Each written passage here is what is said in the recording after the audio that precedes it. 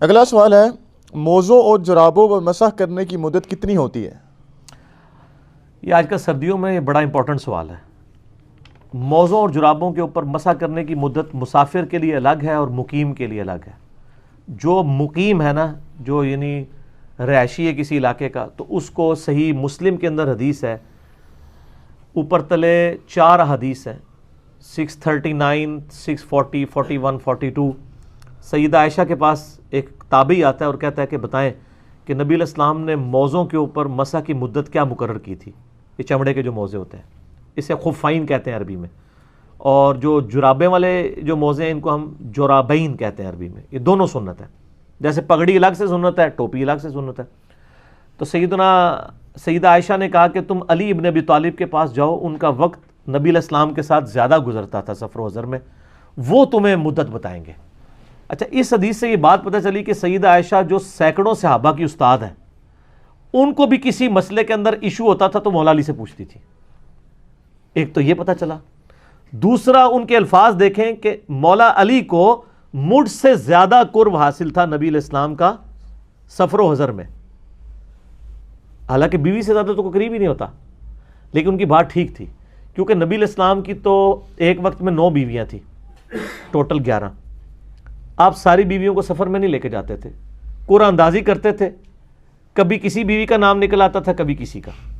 جیسا کہ وہ سیدہ عائشہ پہ جو افک والا مسئلہ ہوا تھا، جو تہمت لگی تھی برائی کی، اس میں سیدہ عائشہ ساتھ تھی۔ صلح حدیبیہ کے موقع پہ ام سلمہ ساتھ تھی۔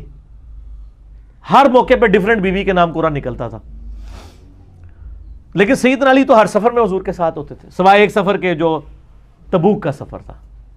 بخاری مسلم میں آتا ہے تو رو پڑے، آپ فرمایا تو اس پہ خوش نہیں ہے کہ تیری میرے ساتھ وہی نسبت ہے جو ہارون کی موسیٰ کے ساتھ، مگر میرے بعد کوئی نبی نہیں۔ یعنی موسیٰ علیہ السلام اپنا سکسیسر چھوڑ کے گئے تھے اس وقت کے لیے سیدنا ہارون علیہ السلام کو، تو میں اپنی امت پہ، عورتوں اور بچوں پہ تمہیں چھوڑ کے جا رہا ہوں۔ تو سیدنا علی سے جب پوچھا اس تابعی نے، تو انہوں نے فرمایا کہ نبی علیہ السلام نے مسافر کے لیے 3 دن اور 3 رات یعنی 72 گھنٹے، اور مقیم کے لیے 1 دن اور 1 رات یعنی 24 گھنٹے تک ایک دفعہ وضو کر کے آپ یعنی موزے پہن لیں تو مسح کی اجازت مرحمت فرما دی ہے۔ یعنی آپ نے فجر کا وضو کیا، اس میں تو آپ نے وضو میں پاؤں دھوئے ہیں نا، تو یہ تو نکل گیا بیچ میں سے، جرابیں یا موزے پہن لیے، اب آپ زور میں بھی مسح کر سکتے ہیں، عصر میں بھی، مغرب میں بھی، شام میں بھی، اور اگلے دن کی فجر میں بھی کر سکتے ہیں، کیونکہ یہ والی فجر تو دھو کے آپ نے پڑھی تھی نا۔ پریکٹیکلی تو 24 گھنٹے کیسے پورے ہوں گے؟ یعنی وہ 5 نمازوں تک ہے کہ زور، عصر، مغرب، عشاء اور اگلی فجر۔ ہاں، فجر کے بعد آپ پھر موزے اتار کے آپ کو، اگر آپ مقیم ہیں، اگر آپ مسافر ہیں، پھر 3 دن 3 رات تک اگر آپ نے اس دوران وضو کرنے کے بعد موزے یا جرابیں نہیں اتاری تو آپ نماز کے لیے مسح کر سکتے ہیں، اور اس کا بڑا آسان طریقہ ابو داؤد میں ہے۔ یہ ہر لوگ اپنے انداز سے بھی مسح کر رہے ہوتے ہیں۔ مسح کا طریقہ یہ ہے کہ جیسے آپ سر کے مسح کے لیے پانی دیتے ہیں نا، تو دائیں ہاتھ میں آپ جرابوں یا موزوں کے مسح کے لیے پانی لیں گے، بائیں ہاتھ پہ اسے گرائیں گے، اور ہاتھ کو یوں کریں گے کہ یہ قطرے سارے ٹپک جائیں، صرف تری رہ جائے۔ سر پہ بھی صرف تری ملنی ہوتی ہے، سر دھونا نہیں ہوتا۔ جب تری رہ جائے نا، تو دایاں جو پاؤں ہیں اس کے اوپر والے حصے کا دائیں ہاتھ سے مسح یوں کرنا ہے، پیرلل میں دونوں، اور بائیں سے بائیں کا۔ بعض اس کے لیے لادہ گیلا کر کے دونوں ہاتھ پہلے ادھر پھیرتے ہیں، پھر ادھر پھیرتے ہیں، نیچے سے بھی اوپر سے بھی۔ وہ تو سیدنا علی کا قول ہے نا ابو داؤد میں کہ اگر دین صرف عقل کی بنیاد پہ ہوتا تو پاؤں کے تلوے کا مسح کیا جاتا، لیکن شریعت حکم کے اوپر چلتی ہے، اس لیے حکم ہمیں یہ ہے کہ اوپر والے حصے کا آپ نے مسح کرنا ہے، دائیں سے دائیں کا، بائیں سے بائیں کا۔ تو یہ سنت ہے، اور یہ تو خفین کی حدیثیں ہیں تو بخاری مسلم میں موجود ہے۔ صحیح مسلم میں ایک حدیث ہے، حضرت مغیرہ ابن شعبہ رضی اللہ تعالیٰ عنہ کہتے ہیں کہ غزوہ تبوک میں نبی علیہ السلام کے ساتھ تھا، ایک موقع پہ میں نے آپ کو وضو کروایا، تو جب میں آپ صلی اللہ علیہ وسلم نے ایک کرتا پہنا ہوا تھا جس کی آستین بڑی تنگ تھی، یعنی ایسے اوپر نہیں ہو سکتی تھی، تو آپ نے اپنی وہ کرتا اتارا یوں کر کے، اور یہاں سے نا یہ بٹن کھول کے یہاں سے بازو نکال کے نا تو وہ دھوئے، اور پھر یہاں پہ بھی یہ بعض کا لوگوں کا تنگ ہوتا ہے نا، تو وہ یہ اتنا ہی دھو لیتے ہیں ایسے کر کے، نہیں سر یہ کونیوں سمیت دھونا ہوتا ہے۔ اور کہتے ہیں جب نبی علیہ السلام کے پاؤں دھونے کی باری آئی تو میں آپ کے موزے اتارنے لگا، تو آپ نے فرمایا کہ اس کو چھوڑ دو، میں نے ان کو پاکی کی حالت میں پہنا تھا، تو آپ نے موزوں کے اوپر یوں مسح کیا۔ یہ مسلم شریف میں حدیث ہے۔ تو مشکات کی پہلی جلد میں یہ ساری حدیث آپ کو مل جائیں گی. اور کہتے ہیں اس کے بعد جب ہم وضو کر کے نماز کے لیے پہنچے تو آگے صحابہ کرام نے پہلی جماعت کھڑی کی ہوئی تھی, کیونکہ نبی علیہ السلام استنجا اور وضو میں لیٹ ہو گئے تھے.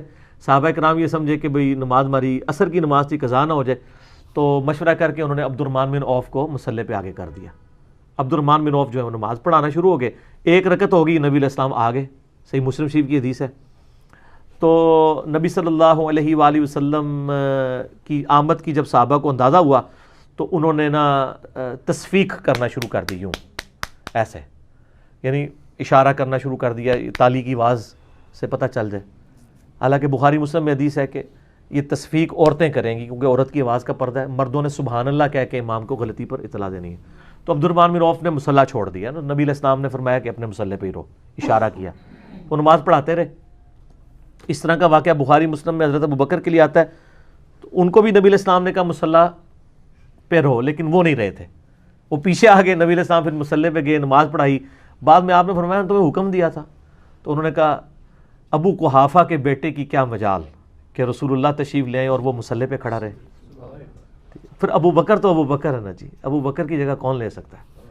عبد الرحمن بن عوف کو جب نبی علیہ السلام نے اشارہ کیا تو انہوں نے بھی صحیح کام کیا, انہوں نے نبی علیہ السلام کا حکم مان لیا, تو وہ نماز پڑھاتے رہے. نبی علیہ السلام کی ایک رکعت رہ گئی تھی, تو حضرت مغیرہ ابن شعبہ کہتے ہیں جب عبد الرحمن بن عوف نے سلام پھیرا تو میں نے اور نبی علیہ السلام نے کھڑے ہو کے اپنی ایک رکعت کو پورا کیا. یہ پوری, اسی پہ میرا ایک کلپ بھی ہے کہ نبی علیہ السلام نے کس صحابی کے پیچھے نماز پڑھی. دنیا میں ایک ہی شخص ہے جس کے پیچھے نبی علیہ السلام نے نماز پڑھی ہے, بلکہ دنیا نہیں سر, اس کائنات میں ایک ہی شخص ایسا ہے جس کے پیچھے کسی نبی نے نماز پڑھی ہو, اور وہ عبد الرحمن بن عوف ہے رضی اللہ تعالیٰ عنہ. حضرت ابوبکر نے تو مصلی چھوڑ دیا تھا, اس لیے ان کے پیچھے نماز نہیں پڑھی, آپ نے خود آ کے مصلی سنبھال دیا. تو یہ ایک ایسا اعزاز ہے جو کسی صحابی کو حاصل نہیں ہے, تو اس میں بھی موجود ہے. پھر جامعہ ترمذی کے اندر آپ کو ایک پورا چیپٹر ملے گا جورابین پہ مسا. اب یہ کیا کرتے ہیں, کہتے ہیں موزے چمڑے کے ہونے چاہیے, چمڑے کے ہونے چاہیے. وہ چمڑے والی حدیثیں لادا ہے, جرابوں والی لادا ہے. یہ جورب تو لفظ ہی عربی کا ہے, آپ جا کے عربی ڈکشنری میں لکھے جورب کہتے ہیں کپڑے یا اون کا ایسی چیز جو پاؤں پہ پہنی جاتی ہے, چمڑے کی ہونی ضروری نہیں ہے. البتہ امام ترمذی نے لکھا ہے کہ وہ جراب موٹی ہونی چاہیے جس سے جسم باہر نہیں ڈھلکے. ہماری جتنی جرابیں یہ موٹی ہوتی ہیں, باریک جراب تو ہم کوئی پہنتے ہیں, وہ عورتیں گرمیوں میں شاید کوئی پہنتی ہیں جس میں جسم نظر آتا ہے, کیونکہ اصل مقصد تو یہ ہے نا کہ جسم ڈھانپا جائے. جو مسلم شریف میں حدیث ہے قرب قیامت میں عورتیں ایسا لباس پہنیں گی کہ جسم ننگی نظر آئیں گی. تو جسم ڈھانپنا ہوتا ہے نا مقصد, پاؤں کی سردی ڈھانپنے کا مقصد ہے نا کہ آپ موٹی جراب ہی پہنے. تو ہماری یہ جرابیں جتنی ہوتی ہیں نا چائنا کی یا پاکستانی, یہ موٹی ہیں, اور ان کے اوپر اگر آپ تری والا ہاتھ رکھیں نا تو پاؤں گیلے نہیں ہوتے. ٹھنڈک ضرور محسوس ہوتی ہے لیکن گیلے نہیں ہوتے ہیں, ٹھیک ہے. اور تری آپ نے وہ بھگو کے نہیں کرنی, میں نے بتایا وہ پوری صرف گیلا ہاتھ رکھنا ہے. اس کی حدیثیں ترمذی میں لادا سے ہیں, اور امام ترمذی نے اس حدیث کو حسن صحیح بھی کہا ہے. اگرچہ ہمارے نزدیک وہ روایت کمزور ہے سفیان ثوری کی تدریس کی وجہ سے, لیکن امام ترمذی اس حدیث کو صحیح سمجھتے ہیں. البتہ ہمارے پاس مصنف ابن ابی شیبہ میں 5 صحابہ سے موجود ہے کہ جرابوں پر مسح پہ اجماع ہے صحابہ کا. اور آپ کو مزے کی بات بتاؤں, یہ حدیث ابو داؤد میں بھی آتی ہے. جو دیوبندیوں کی ابو داؤد ہے نا, اس میں انہوں نے نا لکھ دیا ہے کہ ہم بھی جرابوں پہ مسح کے قائل ہیں, لیکن پبلک کو کہانی وہی کرائی ہوئی ہے کہ بغلوں میں بت رکھ کے آتے تھے, رفع الیدین ہوتا تھا. پبلک کو, جرابوں والے کو دیکھ لیں تو کوئی جاہل بندہ بھی ہو کہتا ہے اے نہ تے نہیں ہوندا جی مسا, تو اس کو پوچھو بھی کدھر لکھا ہے, تو پتہ نہیں انہوں نے بھی بزرگوں کو نہیں سنا ہے. بزرگ فرماتے ہیں, تو بزرگ فرما کے لکھ کے ٹوٹ گئے جے. اور امام ترمذی نے کمال کیا جی. امام ترمذی رحمہ اللہ نے اس کے ساتھ ایک واقعہ لکھا ہے کہ امام ابو حنیفہ رحمہ اللہ جس مرض میں فوت ہوئے, جامعہ ترمذی میں جرابوں والی, امام ترمذی کو پتا تھا کہ جرابوں اور چمڑے کے موزوں کا جو فتنہ ہے وہ امام حنیفہ رحمہ اللہ کی وجہ سے کھڑا ہوا ہے. فتنہ سے مراد عربی والا فتنہ, پنجابی والا نہیں, آزمائش کہ امت میں 2 رائے. تو امام ترمذی نے واقعہ لکھا ہے باقاعدہ کہ امام حنیفہ جس مرض میں فوت ہوئے, مرنے سے 1 ہفتہ پہلے انہوں نے اپنے پاؤں پہ جرابیں چڑھائیں یہی والی, اور پھر ان پہ مسح کیا, اور فرمایا کہ میں نے آج وہ کام کیا جو آج سے پہلے کبھی نہیں کیا.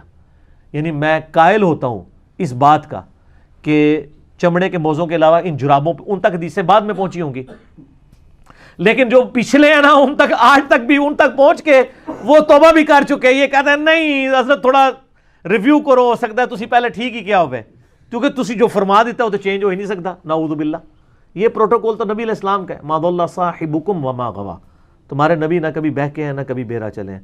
مصیبت کھڑی کی ہوتی ہے، وہ بیچارے وہ چمڑے کے موزے، اب جو لوگ آفیسز میں کام کرتے ہیں وہ بیچارے کہتے ہیں کہ کیا کریں جناب، ہم ایک نمبر بڑا بوٹ لیں، چمڑے کا موزہ پہننے کے لیے تو آپ کو ایک نمبر بڑا بوٹ لینا چاہیے، ٹھیک ہے جی، بڑی مصیبت انہوں نے لوگوں کے لیے. میرے بھی پاؤں مطلب سردیوں میں خراب ہو جاتے تھے، مجھے تو اللہ کا شکر ہے میں نے تو کلپ بھی، آپ یوٹیوب پہ میرا کلپ دیکھیں جرابوں پر مسح اور امام حنیفہ کا رجوع، اس میں نے باقاعدہ وہ جے پی جیز میں وہ ایچ ڈی کیمرے میں وہ حدیثیں دکھائی ہیں.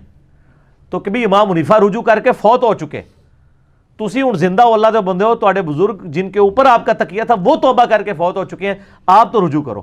لوگوں کو مصیبت میں ڈالا ہوا ہے.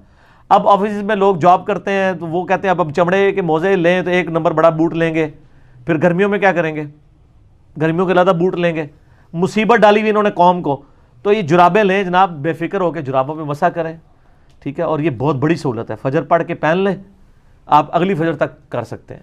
لیکن یہ یاد رکھیے گا، وضو کرنے کے بعد وضو ٹوٹنے سے پہلے پہلے جراب یا آپ نے موزہ پہننا ہوگا، ٹھیک ہو گیا.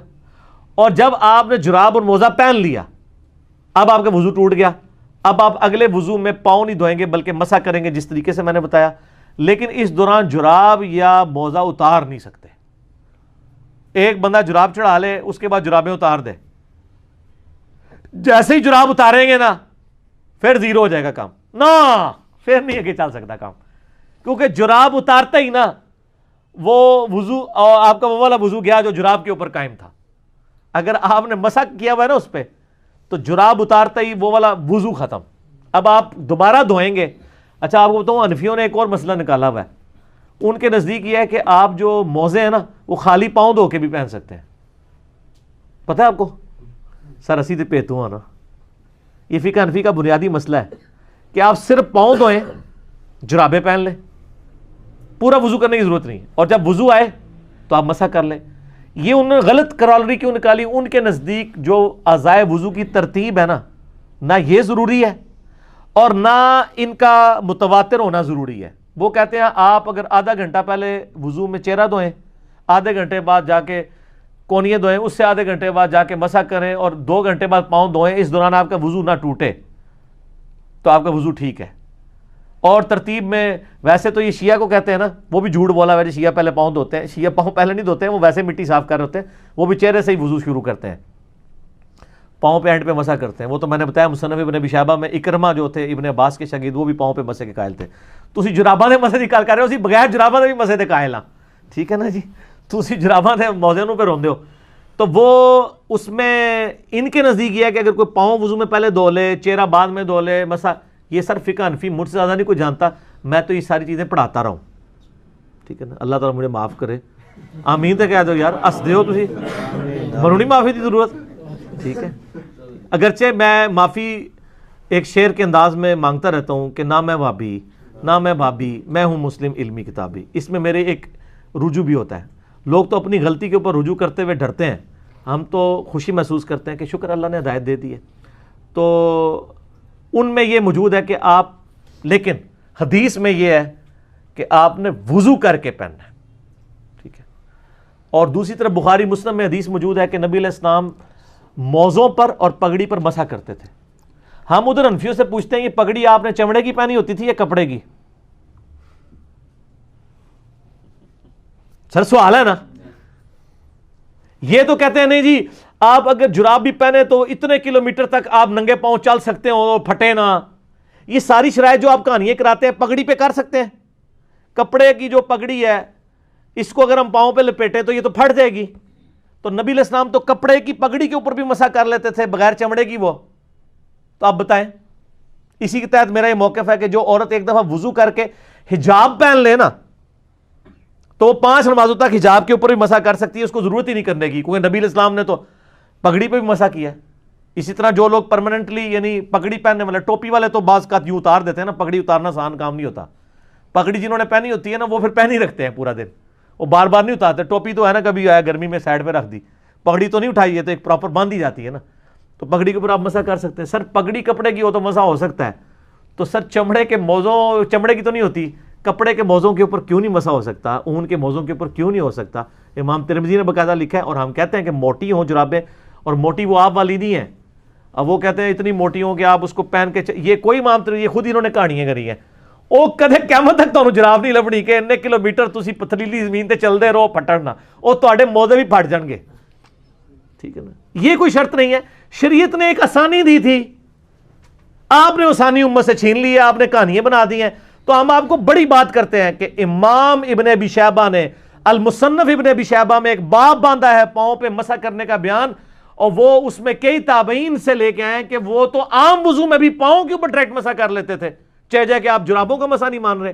اس میں سیدنا اکرمہ کے بارے میں آتا ہے, سیدنا حسن بصری کے بارے میں آتا ہے صحیح سند کے ساتھ. ایون شیخ زبیر علی زئی صاحب نے تو اکرمہ والا اثر بھی لکھا ہے الحدیث رسالے میں کہ وہ پاؤں پہ مسح کیا کرتے تھے.